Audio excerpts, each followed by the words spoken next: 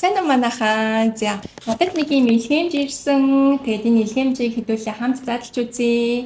Манай нэг Японд байдаг найз сая гэр бүлэрээ Тайванд ирээд аялж агаад яваад өссөн.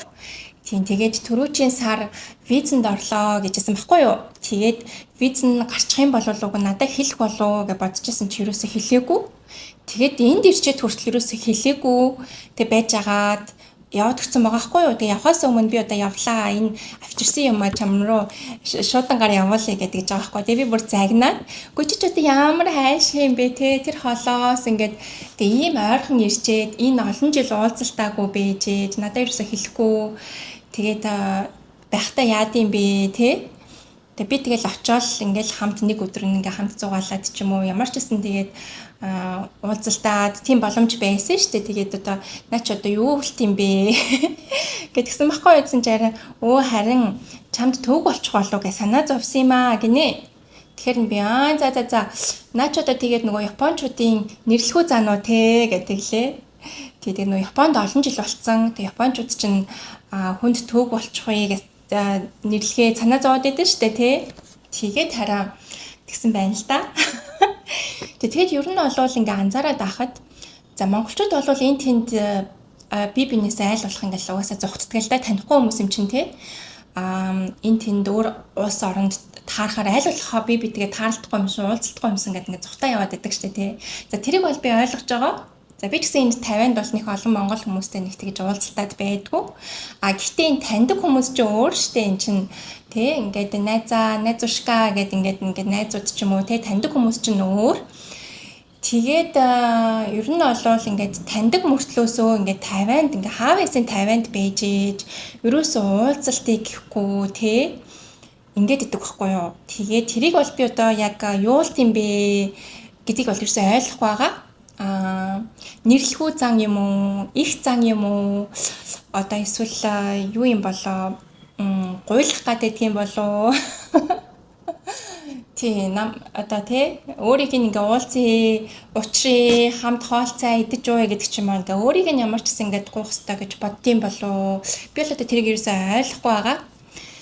Тэгээд за яг нөгөө богино хугацаагаар ирсэн хүмүүс байдаг л да. Тэрийг бол би бол ойлгож байгаа. Ягаад гэвэл нөгөө ажилтай тийм ээ шахуу одоо тийм цагийн хуваартай тэгээд ингээд ерөөсөө амжихгүй учраас тэгээ яваад өчтдөг. Гэтээ жоохон урт хугацаагаар ингээд ирж байгаа байж Тайван улсад тийм ээ урт хугацаагаар байж байгаа мөртлөөсөө ингээд уулзалтах тийм ээ ийм боломж зөндөө байгаа мөртлөөсөө ерөөсөө ингээд тэгдгүү заяа.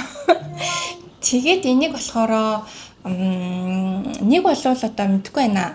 Нэрлэхүү зан, их зан байж болно тийм ээ. Эсвэл гуйлах гэдэг зан байж болно. За эсвэл ер нь нэг тийм ер нь анзаараад тахад хүмүүс маш их тийм зүрхэн хүртэн нэг хаалттай байт юм санагдсан.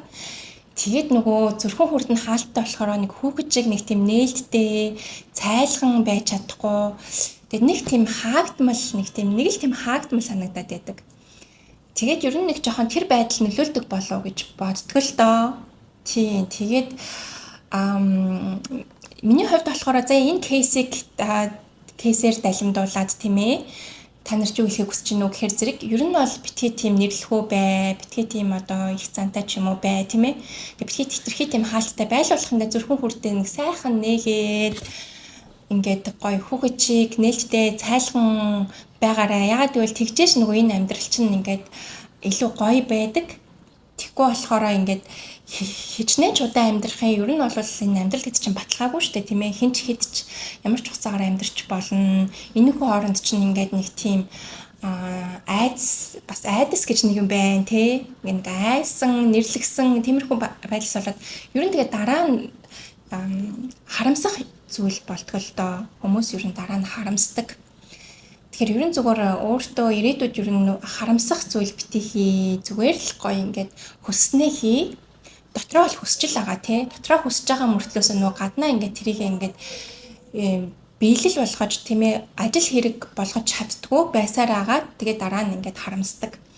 Иймэрхүү юм байдгаа. Тэгээд ер нь бол энэ тал дээрээ Тийм ээ, жоохон гоё нээлттэй байгаарай, зүрхэн хүрдэг гоё нээгээд гоё би нөгөө нарны бяцлал сайн хийж байгаарай гэд хэлдэг штэ тий. Гоё өглөөдөө гоё наран цугаад наран бяцлагч байгаарай.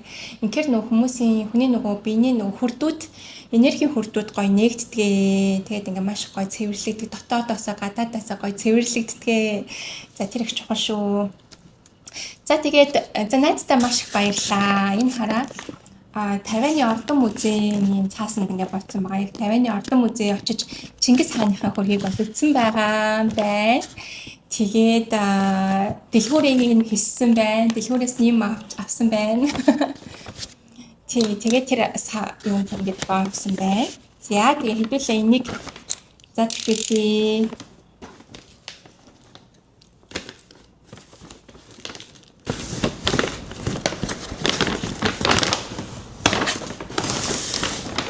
за энэ харж байна уу? Японы стажийн брэнд амттан байж гин. За Японы брэнд чи ерөөсөө матча байдаг штэ тийм ээ. Ногоон цайны нутгалсан ногоон цай. Тэгээд матчатай ийм жигнэмэг байна штэ. Ямар гоё юм бэ те? За ийм гоё амттан надад илгээсэн байна. Баярлаа. Надтай баярлаа. За энэ минийгээ гоё уулзж агаад өгөөч ээ. Ямар хайш юм бэ? За тэгээд ер нь бол энэ Тайванд ирэх хүмүүстэй хандаж хэлэхэд тийм ээ. За Тайванд ирээрээ ямар ч гэсэн ирж ингээд Чингис хааныхаа хөшөө гинэ.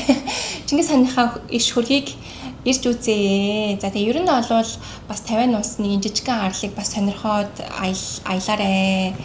Тэгээд ирчээд ингээд бас тий уулзаж уулзраарэ, ирсэн гэдгээ хэлээрээ. Танихгүй хүмүүс биш л болвол тийм ээ.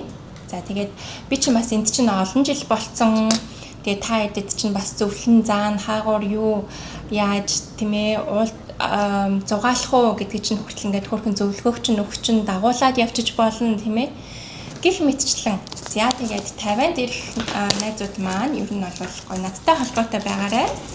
Дахиад нэг амттан дотор нь үлдсэн байна. Анзаарахгүй өнгөрөх гэж юм. За энэ юу чинь Токио макарон раск гинэ. За макарон байгаа юм биш үү? Ямар гоё юм бэ те? За ингээд ийм гоё хоёр амттан Японоос иржээ. Найздаа маш их баярлаа. За ингээд энэ удаагийн харилыг ингээд дуусгая. Дараа уулзъя. Турбака.